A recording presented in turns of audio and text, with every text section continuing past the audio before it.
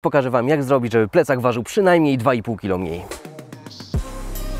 Opowiem Wam dzisiaj o dwóch sposobach na odciążenie plecaka. Oczywiście możemy walczyć o to, żeby nasza kuchenka była nieco lżejsza, o to, żeby zabierać mniej skarpetek ze sobą, ale tak naprawdę najwięcej jesteśmy w stanie ugrać, jeżeli zadbamy o 3 podstawowe rzeczy. Ten plecak, który tutaj trzymam, ma 55 litrów i on sam, bez załadowania, waży prawie 1900 gram. Jeżeli spakujemy się odpowiedzialnie, możemy wziąć plecak minimalnie mniejszy. Ten tutaj plecak, 50 North Face'a, sam waży 1417 gram. To prawie pół kilo oszczędności na samym plecaku. Teraz namioty. Ten namiot MSR to klasyczna dwójka. On waży 2700 gram. Może lepiej zainwestować w troszeczkę lżejszy, na przykład taki Exolite. Ta jedynka waży już 1400 gram. To 1300 gram oszczędności na samym namiocie. Alternatywą do namiotu jest oczywiście hamak i tarp, ale tak naprawdę, jeżeli wybierzemy taką jedynkę, to nie ma już dużego znaczenia.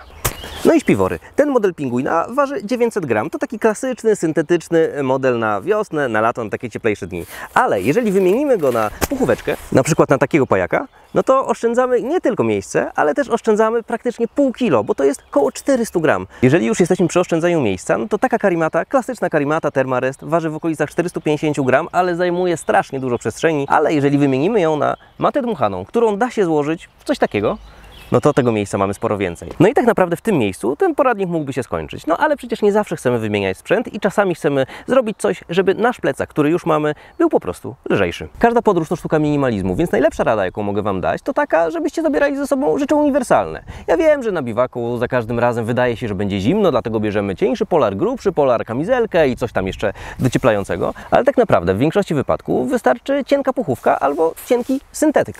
Podobnie jest, jeżeli chodzi o koszulki, o skarpetki, o bieliznę osobistą. Pamiętajcie, że po drodze warto się przeprać raz na jakiś czas i wtedy też nie trzeba zabierać tak dużo. Moim idealnym zestawem jest nie 5 koszulek, 5 par skarpetek i 5 par majtek, tylko 2 koszulki, 3 pary skarpet i 2 pary majtek. I to nie znaczy, że noszę je raz na lewą, raz na prawą stronę, tylko po prostu regularnie piorę. Wiele osób wciąż korzysta z tak dużych palników. Ten akurat waży 270 parę gram, ale zerknijcie na to cudo. 45 gram, a trzyma garnek dokładnie tak samo dobrze. Jak już jesteśmy przy drobnostkach, to warto wymienić też zwykły ręcznik na ręcznik szybko osnący. No i oczywiście kwestia kosmetyków. Możemy zabierać ze sobą duże opakowania, albo po prostu skorzystać z małych opakowań podróżnych. Kolejną sprawą są różne duże opakowania z jedzeniem, na przykład mleko w proszku czy bakalie. Odmierz dokładnie tyle, ile potrzebujesz i przesyp do małych torebeczek strunowych.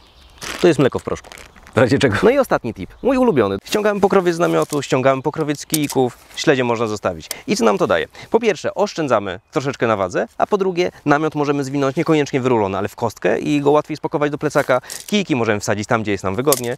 Tak samo dokładnie śledzie. Przy tym namiocie zaoszczędziliśmy mniej więcej 100 gram. Niby niewiele, ale tak naprawdę już zawsze lżej, ale pamiętajmy, że przy namiotach większych ta oszczędność będzie znacznie większa. To by było na tyle. Kiedy poznałem te zasady, które Wam właśnie przedstawiłem, w moich prywatnych wyprawach udało mi się odciążyć plecak o prawie 3,5 kg. Pamiętajcie, minimalizm to klucz do sukcesu i tego się trzymajmy. Jeśli podobał Ci się ten film, kliknij łapkę w górę, zasubskrybuj kanał i koniecznie daj znać w komentarzu, o ile Tobie udało się odciążyć ten plecak.